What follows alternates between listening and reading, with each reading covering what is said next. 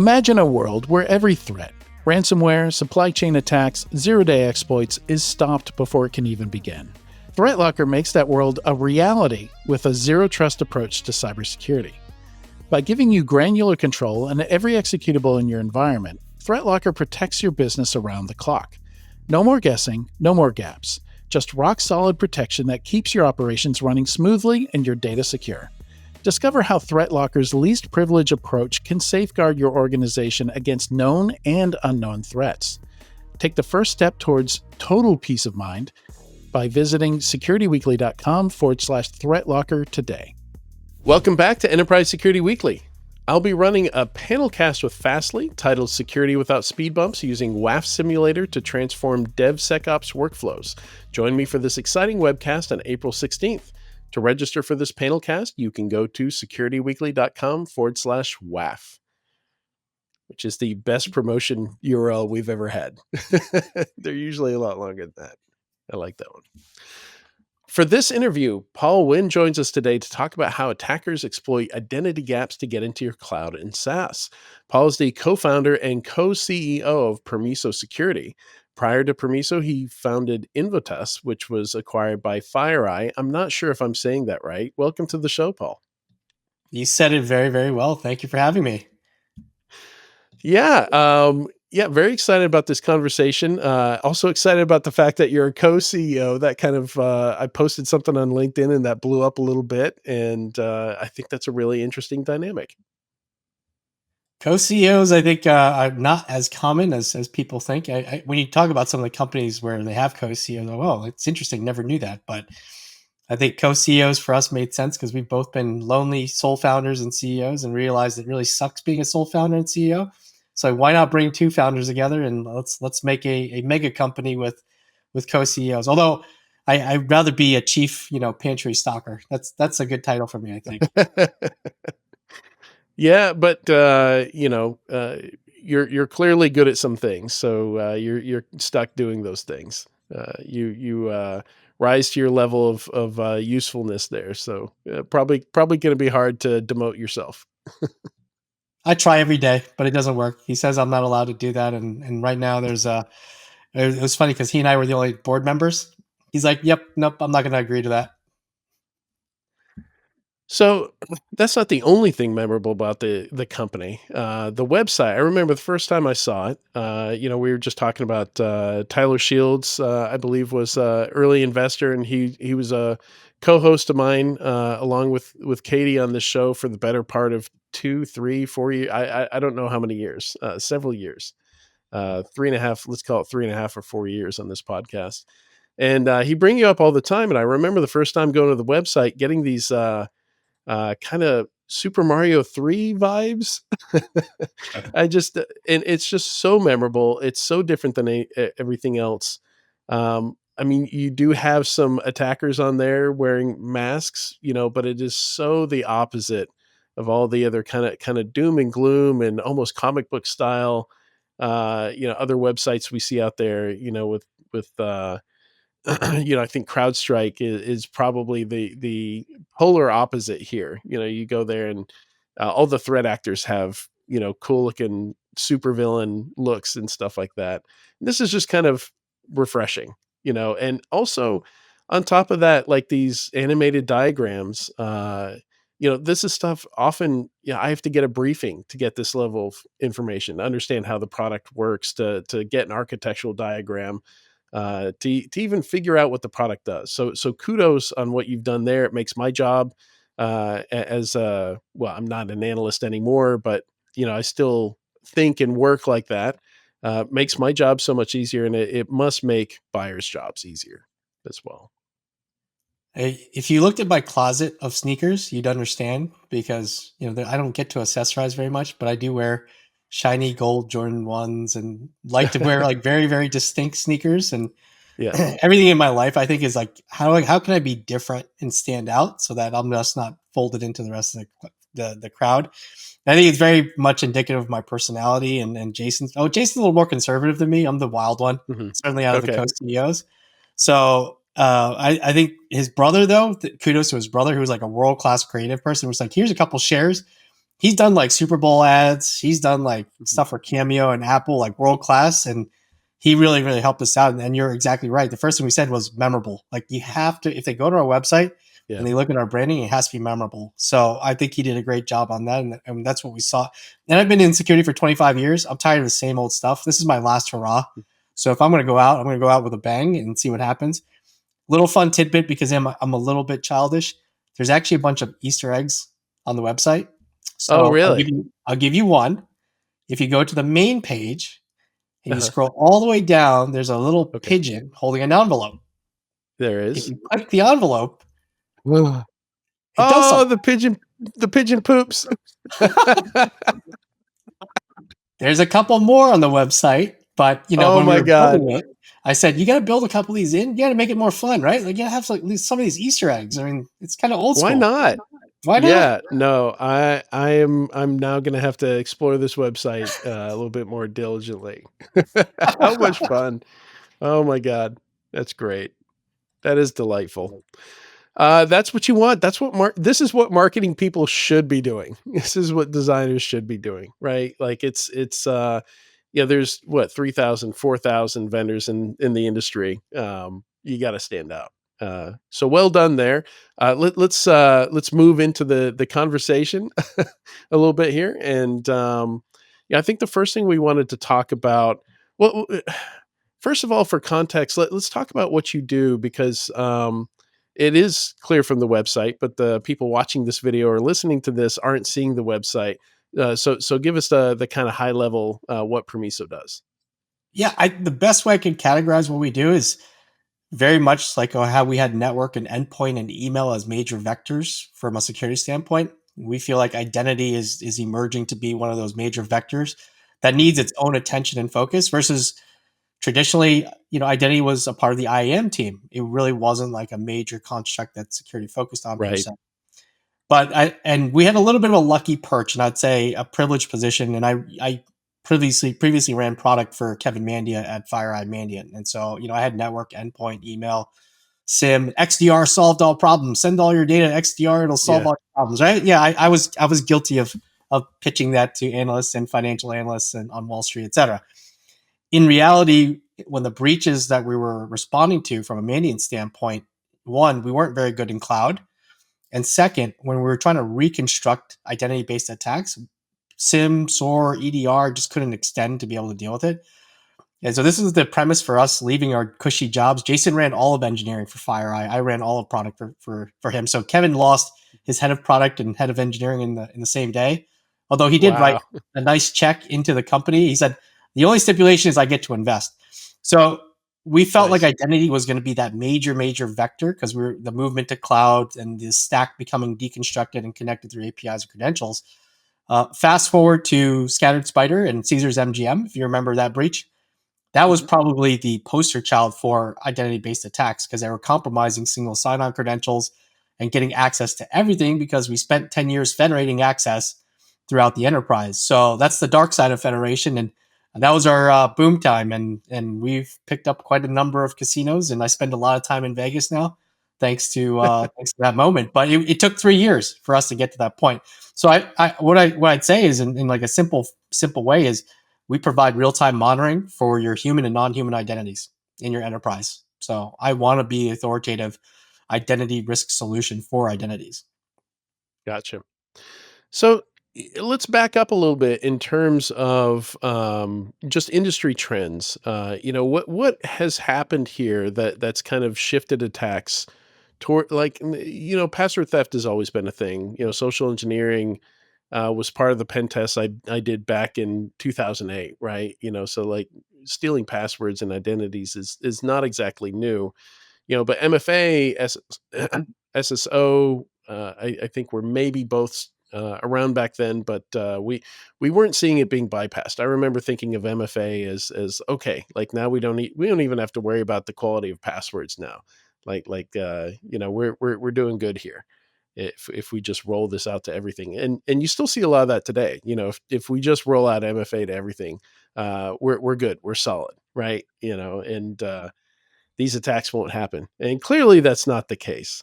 So, what are some of the key things that's happened here? Like, is it, and I'm not as familiar with, MGM and, uh, Caesars, those 2 breaches. So maybe give us a little bit more details there as you maybe explain how attackers have changed their tactics to focus on these types of identities, Mhm. and targeting this kind of infrastructure? Like what's changed there? I'll I actually, this is a funny story. I'm gonna rewind 26 years back, but you Okay. won't believe this, but I actually stared my career I as did a say let's go back. So, we I did. started this. I started my career as a developer. I went to Carnegie Mhm. Mellon and to pay for all my partying. I was a developer part time for a company that that had a mainframe. So I was actually a developer on a mainframe writing in PL1 and C. Mhm. If you go back to like that monolithic architecture, everything was on the mainframe. You're running RACF top secret, as your Mhm. authentication controls. And I think over time, it's almost like a Michelin star chef, right? You're deconstructing the elements. So we started to deconstruct the architecture into data centers and servers, and went to mid ranges and servers. And if you look at the modern architecture now that we've gone to cloud, and services are being delivered from outside of like everyone's data center and through other boundaries, the connective tissue is really APIs and credentials, right?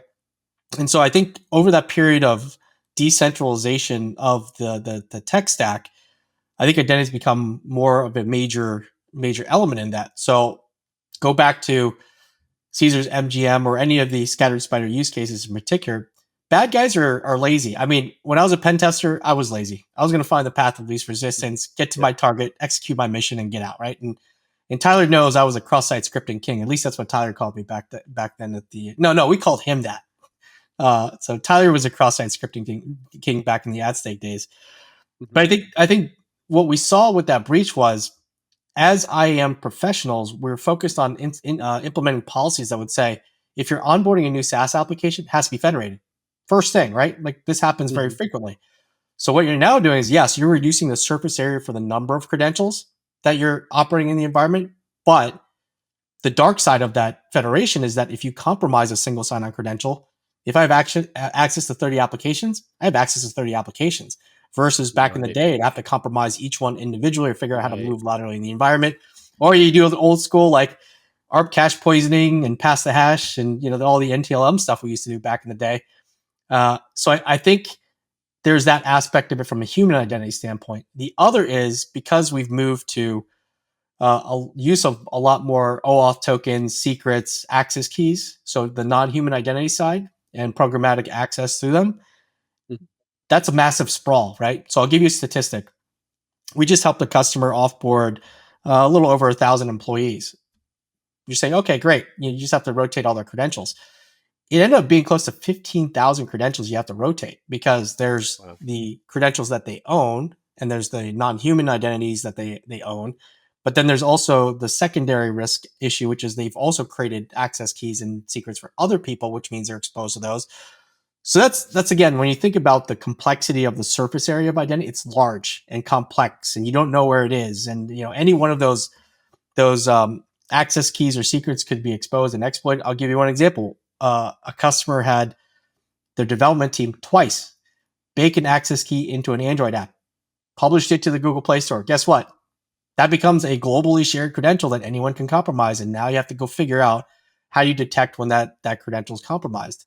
So I think identity's taken on a much larger, more prominent role in the modern cloud stack in particular, as we start to piece together services from SaaS, IaaS, PaaS, even on-prem still, right? So to me, I think that's the major, and I don't want to use a cliche, but identity is a quote unquote new perimeter.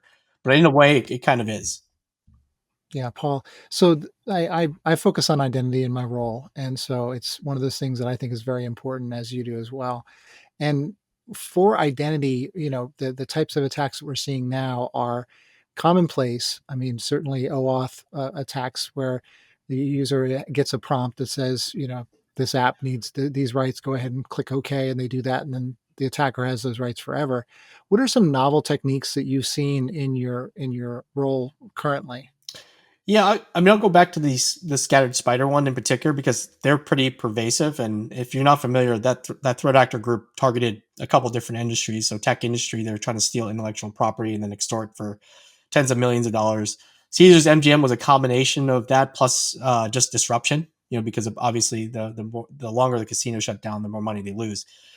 But in that scenario, and Adrian, you brought this up, right? I think in a lot of ways we were like MFA, yes, like we have MFA, we're good.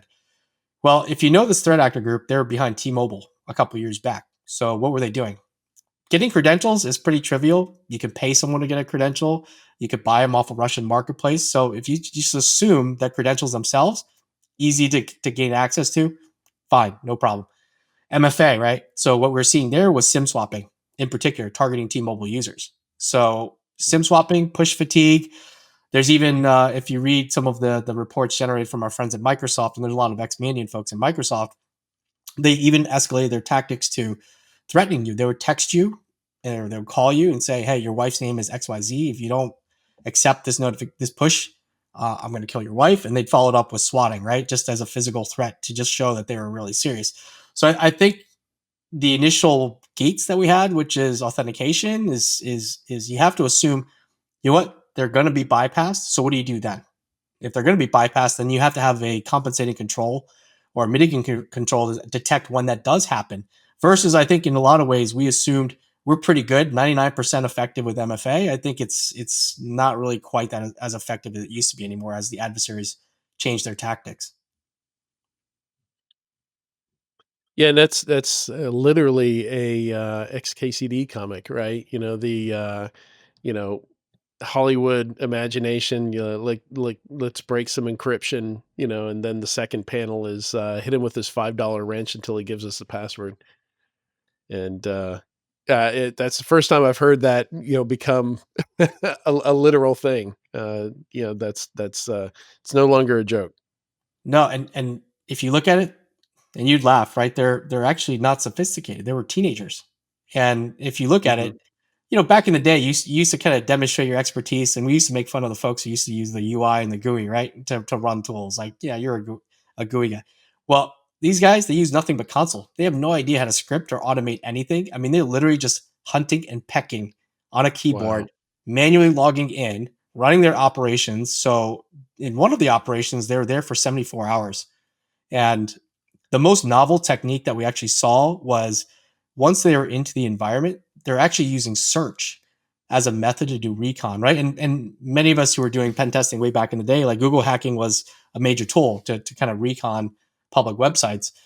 They're doing searches in Salesforce, in SharePoint, in Teams to get an understanding of the environment, and it went undetected. And they spent 4 hours running their operation to exfil the data, and no one uses search as an IOC today, right? That's kind of a novel technique that we kind of coined based upon what we were seeing in these guys. And if you look at the Rippling deal lawsuit that just came out, it was all Yeah. search, right? It was they caught them based upon what the person was searching for because they honeypotted some documents, etc.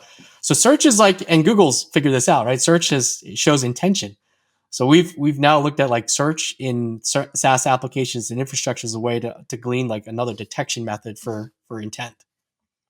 Yeah, this is something one of my methods for training pen testers back in the day, while other people were constructing custom malware and putting together zero-day exploits. Yeah, I was teaching folks to just find the nearest file server and start looking for anything that looked important or damaging or proprietary PDFs. We're just searching through file stores. We're going through the file cabinets, the metaphorical file cabinets, looking for dirt on stuff. And sometimes we found stuff where our point of contact was like, you can't even put this in a report. I can't I can't allow you to even mention this in the report. I'm worried about literal heart attacks at the executive level if they see that you found this. Um, but yeah, why didn't we ever think that IOCs would be searches in SharePoint, right? Like that seems obvious now that you say that. It does seem obvious, but some of the things that we saw them searching for, they were searching for like .pfx, right, which is the extension for code signing certs. They're looking for Mhm. AKIA star, which is an AWS access key prefix. They're looking for Snowflake before Snowflake, the Snowflake incident. Like we were starting to see Snowflake searches, so they're looking for obviously Snowflake instances. I'm not sure, to be honest, right? I think we're so focused on the malware side, like you said, and the more sophisticated attacks, and endpoint was kind of the major detection vector. Network was too, right? But no one really thought about. I think SaaS introduces an interesting dynamic, and I think that's where we actually see the biggest opportunity. Is it's a wild wild west in SaaS right now. I think infrastructure is pretty well understood from an AWS, Azure, GCP, even on-prem standpoint. But SaaS is this new wild frontier that I don't think there's a lot of controls that we have right now. And their mission was really stealing information from SaaS, GitHub, Jira, Confluence, SharePoint, right? It's like we see, and you wouldn't believe this, but maybe you would believe this because you're what you described is exactly what we're finding. We built a basic IOC around, hey, let's search for passwords across all these things, like in Slack, etc. And by God, we found a SOC that had a password spreadsheet. And like, this is what the adversary was looking for, right? They're looking for passwords in a spreadsheet, and it was from the very own security operations center that did it. So it's pretty ironic in that case. Yeah, yeah, yeah, it's fascinating to me that, that we've overlooked this, for that long, but yeah, I worked for a SaaS security startup. So, and the challenge there is, when you've got so many different environments, getting visibility across all of them, can be really, really tough. To some extent, you're limited to whatever that SaaS provider gives you, right? If some of them give you logs, some of them don't give you any logs. Some of them allow you to integrate with SSO, maybe some of them don't. So whether it's federated or not, or standalone, whether or not you even know of all the SaaS being used, it's this whole other problem that's just kind of landed on top of everything else. Like what we were promised, the future was everything was going to move to the cloud. The data center was going to go away. Like we'd use Salesforce. We'd use these simpler versions of things. There'd be this shared responsibility, and what we ended up with was all that new stuff and all the old stuff, and no consistency across any of it in terms of auditability and observability or monitoring any of that, even enforcement, it feels like. Sorry, that just turned into a rant. I apologize. No, no, you're absolutely right. Absolutely right. And the other interesting thing too is in that same vein, in a similar vein, is Gen AI. Just like no one really understands how to build an acceptable use policy for Gen AI right now. And I've Right. talked to a lot of CISOs, like we just have no clue. And this is because we just used the visibility that we had was essentially like I could see what identities are submitting what documents to which like AI models. Let's like for example, people.ai or Copilot even, right?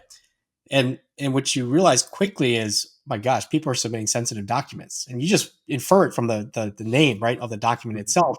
Right. And we Mhm. don't even have visibility in terms of like what's being submitted to these third party Gen AI models and what's it being used for.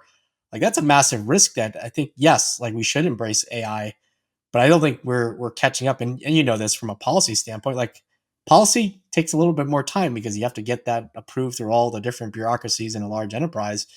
But in the meantime, right, we're accelerating in terms of submitting sensitive docs. So we could see like people like Paul is submitting this Excel file that has, financial statements in it and submitting it to this, Copilot model. Is that authorized or not? No clue. I think that's going to be a whole different paradigm here shortly. Yeah, and if you don't have visibility, like if Copilot's the example here, that's now your search tool. So those prompts are search terms, and if you can't see the prompts that people are entering, like maybe you can see the file, but you don't know what they're asking about it. You don't know why they've uploaded it. That's a level of visibility that you need here also. And yeah, that market's all over the place in terms of Like there are places with like Chrome plugins. I think every SaaS vendor out there, every enterprise browser, anybody who can be in line with those AI chatbot prompts, are going to be jumping all over that. So I think we'll get there, but it's again, it's still kind of a mess in how we kind of pull all that together. I feel like a lot of this data is going to be fragmented. 100%. I think that's the hard part, right? Is the data is there, or in your example, you're absolutely right. It is mind numbing when you deal with vendors who don't have good logging data, and you're like, you're a very large company. Why don't you have good logging data? But I think that's the gap that we saw was like there's a unique way to stitch this together, which is using identity as that base construct to just say, I need to just know what Paul's doing every day when he's in my environment, and I need to make sure that it's something that isn't exhibiting either indicators of an externally compromised credential or insider threat. And that's kind of like the way we're trying to simplify that problem. Then agentic AI is a whole nother issue that Mhm. God, I'm worried about the Skynet situation. If I'm being honest, like my worst Terminator dreams or nightmares are becoming alive here, and I'm not sure what that future even looks like now. That's a whole different paradigm for me. Uh, I use a lot of AI, and I'm pretty hopeful. It's I don't know that it's gonna. Yeah, I mean, there will be accidents. People will give agents access to things that they shouldn't be giving them access to, for sure. That will happen. But it's just not very smart at this point. It's No, no. I mean, I don't know if you saw some of our research, but some of the more interesting things that we worked on recently. Actually, we worked with Brian Krebs on this last year. Was we were seeing some LLM jacking attacks, and so Mhm, essentially, like, yeah, they were compromising AWS access keys to gain access to free Bedrock resources. But the interesting thing was, well, why were they doing that? And so mhm. they ended up jailbreaking some Anthropic models. To your point, though, because the customers didn't have invocation logging on, they couldn't see the prompts. So we ended up having to build essentially Yeah. a honeypot to be able to understand like what's actually happening. And you turn on invocation logging, then you start to see what they were doing is they're jailbreaking Anthropic models to create role playing sex bots. and is Oh, okay. so I've seen so those. if you go onto 4chan, you'll see that our head of research is not very well liked on that community right now because what ended up happening was we worked with AWS and Anthropic, and AWS ended up adding Bedrock to their quarantine policy for access keys, and so that took away obviously free resources, right? But that's like a cross section of a non-human identity compromise leading to kind of an AI risk, right? So you don't know what your resources are being used for, and some of it was illegal. So when you think about it, it's like, are you liable for it because it was your models that were being run? So that's an Yeah. interesting dynamic that we saw that we got a lot of play for that one last year, which was good. And actually, LLM jacking right now is still pretty prominent. But that's another dimension of like identity and AI in that cross section.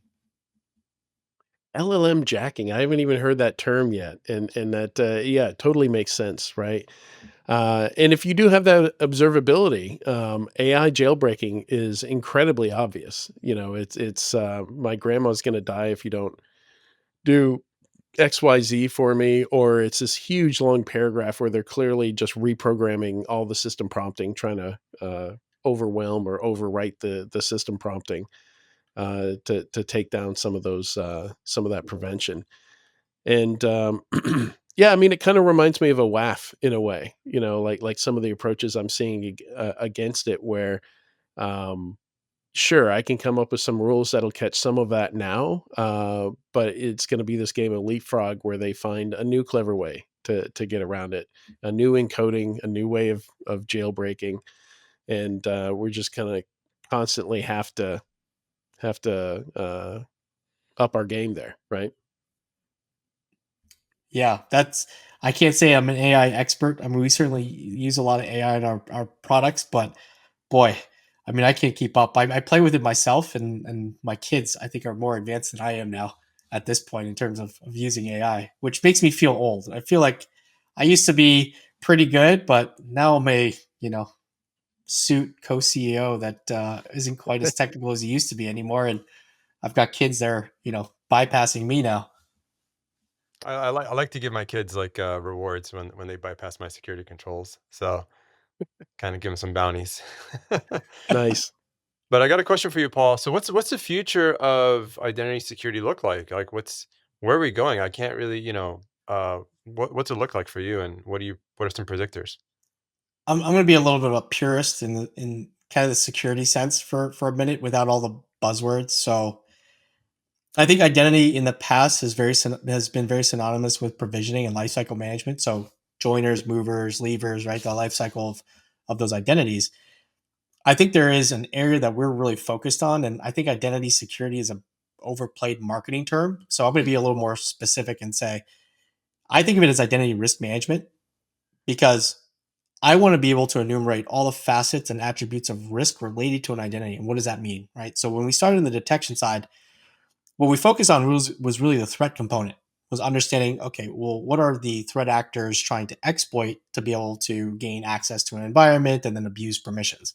That was more of the detection.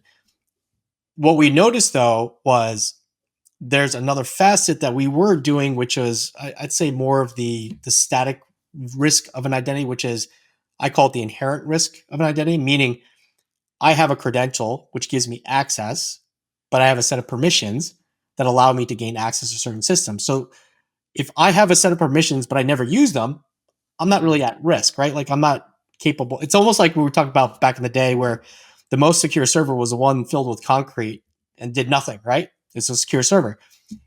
Identity would be the same thing, which is you have an identity that has permissions but it's not doing anything. Like it's not a risk yet.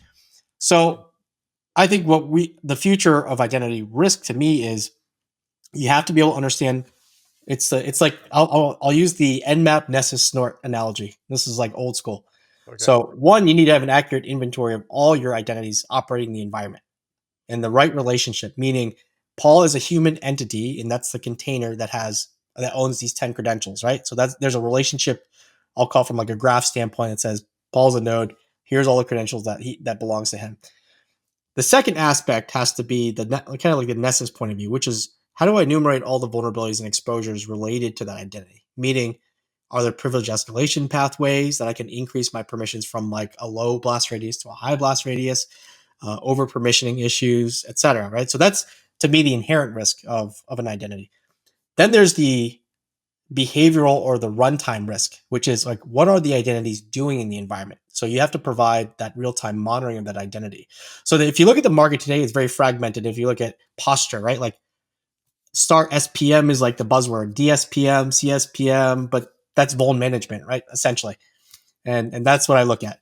Then there's like the snort came along, which was like IDS, IPS. So I think we're the snort for identities, the real-time monitoring and protection of those identities. If you bring the two together, you bring together the two major facets of risk: the inherent risk, which is the posture side, the static view, plus the runtime view. The question I really want to, the answer I really want to be is the authoritative risk register for identities. So if you come to me and say, what are all the risks related to Paul? He's in human identity. So if you take my offboarding use case, that is like the ultimate exercise of both points of view. Because before you offboard someone, you need to know who is Paul, where are all the credentials he owns, where are all the credentials he could potentially use and abuse in the environment if he were to be offboarded. If you don't have that actually mapped out, you're going to have residual risk in the environment. The day of the offboarding, you have to monitor their behavior to see if they are becoming an insider threat. So if you only have one part of the equation, you only have one half of the risk equation. So all the posture companies to me have half the view. All the detection companies have the other half of the view. So you need to bring both together to really have a full picture of risk. So here's a question I would ask. So let's see how you would answer it. If you're name your top 10 riskiest identities in the environment, how would you do that? Most people would go, oh, well, Paul has the most permissions. He's a global admin. So clearly he must be the riskiest. Right. So all four of us have the same exact permissions. How do you discriminate from there? It'd have to be behavior, right? So if I all of a sudden get phished by a BEC and I'm exhibiting access anomalies and I'm exhibiting activity that is not normal for my profile, etc., who's riskier now? So within a matter of minutes, right? Like I could become the riskier identity based upon behavior, which to me is more dynamic. So I think that's the future. Is like you have to be able to do that real time monitoring of identities, and you do have to do the hygiene too. You have to get rid of the low hanging fruit, zombie accounts, Yeah. orphan accounts, over permissioning. You can't have one without the other, in my perspective. But again, I say it's a purist view because I used to be a CISO, so I look at it from a risk standpoint versus like a tactical alerts or vulnerabilities. That's great. That's noise, but I want to know what's my risk. Why is it so hard, right? Because we do have this intersection of all these tools, and in theory, they should all come together, like you said, the SSPM, but they haven't yet. Why? Should I give the PC answer or No. the non? Absolutely not. Go for it. No, we need Come the on. honest answer on this podcast. I mean, look, I think We have a we've no all been doing bullshit policy. we've been doing this for a long time. I think the venture market's created this freaking fragmentation that's like feature companies that should not be companies. And that's not the way it used to be, right? Back in the day. And back in the day, you had very few like big security companies. Yes, they would acquire small companies. Like Tyler and I got acquired by Symantec, right? When we were at AdStake, et cetera, and security focus, all that back in the day. I think that's the root cause. Way too much capital that's created a lot of noise, and you're funding companies that should not be companies. And there's no reason that they should be. Companies that are and I think that's features. creating a dynamic for the CISO and for the security team. So like, how do I understand the signal and the noise? Like who's real and who's not? And if you go back 20 plus years ago, I mean, we were publishing 0 days under our handles, and that's how we did things. And that was cool, right? Security was cool back then. Now it's this marketing game. You go to RSA, Yeah. lights everywhere. I feel like it's Vegas. I don't hit the floor. I can't. Like, I think I'd literally have a seizure if I hit the floor. I'd never go to the floor because it just makes me so It's mad. overwhelming. Yeah. Tyler and I would tell a story back in the day when we were at Black Hat and there's no vendors, right? You remember it was like that, the bottom escalator at the Caesars, we'd all sit there drinking before we had to go talk and we'd go up and down the escalator and all of us would hang out. And then the vendor pop-ups started to show up. If you remember, like there's a little boost, right? I'm like, oh my God, we're starting to commercialize security. Yeah. I think that's the problem. And there needs to be consolidation. And this is one of the things that I think some of the larger companies are going to try to do. But there's so much to aggregate and consolidate in the stack. Like, how do you do it? I think Wiz did a good job on the cloud side, and they continue to do. Yeah, it takes time. Yeah, it takes time. It takes time. Well, I think about cases like and we've gone a little long here, but I think it's worth it. Like the Disney case that happened, where they fired an employee, and he still had access to the FTP servers where they had the menus, and he changed some of the menus, took the allergy warnings off the menu items, and access to an FTP server, which I'm sure was like some generic service account name, FTP1234 for the username and password or whatever, that everybody shared, right? Like it probably wasn't even specific to him. Everybody probably used the same password for that FTP server. And I feel like that's something like there's not really an identity there. I wonder how many programs actually capture that kind of thing, like these random FTP servers. And those things have probably existed for 20, 30 years, right? At least, and just go without notice. And that is not part of the offboarding process to change out the FTP server creds. Yeah, I think that's rotation of credentials is a really hard problem, right? And I think it's become compounded with the modern architecture. So I go back to the mainframe. Like it was super easy. You had your rack FID and you kind of ran all your jobs. I remember hitting refresh on. It was different back then. Now it's like spaghetti. You have no clue what's connected to what and where. And it used to be, okay, you could have it on your network and let's say your internal network, and you talk about the hard shell on the outside and the soft inside. Like there's no such thing as a hard outside shell anymore because everything's outside of your data center. It's outside of your control. And you're dealing with third-party risk where they're working with Permiso. Well, Permiso uses AWS. You have no idea how I'm managing my control. We're talking about vendor risk management was like an even bigger issue now with this. And you have SOC 2, type 2, great. Like you've done some base level security, but doesn't mean you're quote unquote secure, right? As we all know. And I think that's I think the spaghetti, it makes it really, really hard now to really get your arms around, like, what do I even have? Like, what am I protecting? And I think there's more, I don't want to say there's more unknown risk than known risk, but the unknown risk is what gets you, right? That's because you Yeah. can't manage it. Yeah, let All alone all OAuth comes back grants to and Chrome extensions and all these oh other yeah. things. I Yeah. don't know. Then Every sorry, go ahead.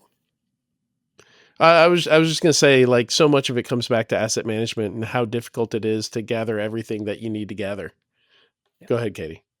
I was just gonna say I'm gonna disagree because I think it comes back to fundamentals, which are known versus the unknown. Because if you take care of the fundamentals, asset management, one of those fundamentals, then you do sort of know, even if you don't know the Yeah. specifics. Yeah, and a Chrome plugin is an asset, and an FTP server is an asset, and it becomes so broad. There's so many things to gather and to be aware of, and what's And the an version of that? identity is an asset. And Yeah. yeah. Is that a typo squatted version of that Chrome extension? What version is it? Where did you get it from? Yeah, yeah, it kind of breaks your brain when you try and think about the full scope of everything that you need to be aware of. But yeah, that's we chose to work in this industry, so And I think we've all been doing it for quite a while. So clearly, the problem's not yeah, going to. Although you talk about like the FTP server. I mean, the FTP server has been around forever, and we were all breaking yeah, into those way back when. And I joke about when you get like Cisco gear, is default credentials of Cisco, right? Or yeah, SA blank password on SQL servers. I mean, those are all pervasive things from way back in the day. And people are like, oh, we have open S3 buckets on the internet. I'm like, yeah, we were doing the same crap back then. It's yep, just a different implementation of it. Like you open a share to the world and everyone had access to it. So it's not novel. It's just a different instantiation and a reincarnation and a different tech stack. So the yeah. core We issues just haven't had a changed. breach at a security company that they didn't say it was an S3 bucket, but the API sec, I think it was. It sounded a lot like it was probably an S3 bucket. So yeah, it's amazing. To Katie's point, like yeah, it's these same fundamentals that keep biting us. Yeah, hasn't changed much, has it? Like the core Yeah. stuff that we've been dealing for decades is still the same problem. Yeah. And on that hopeful note, we're a little bit over here, so we've got to wrap up here. I do want to mention we've got some great resources mentioned in the show notes here. I did watch the talk from Ian All. Is that how you say his name? Eat all, yes. Ian All. Yeah. So that's from Forward Cloud Sec 2024, which the 2025 version of that conference is coming up. But that was a great talk. He went into all kinds of, if you're interested in detections in the cloud, super interesting. He's talking about like just spotting that, the enrolled phone for MFA goes from an iPhone 15 Pro to, like a 10-year-old Android. Like that should raise some eyebrows. Just talking about different things you should look there, like look at your user agent's shady S3 browser suddenly connects to your environment. Just all kinds of examples where he's saying, I never see a legitimate use of this. Every single time you see this, it's bad. Look for this. So some great advice there. Some other good blog posts and resources there. So folks listening should check those out as well. But thank you, Paul, so much for coming on Enterprise Security Weekly today. It's a great conversation. Thanks for having me.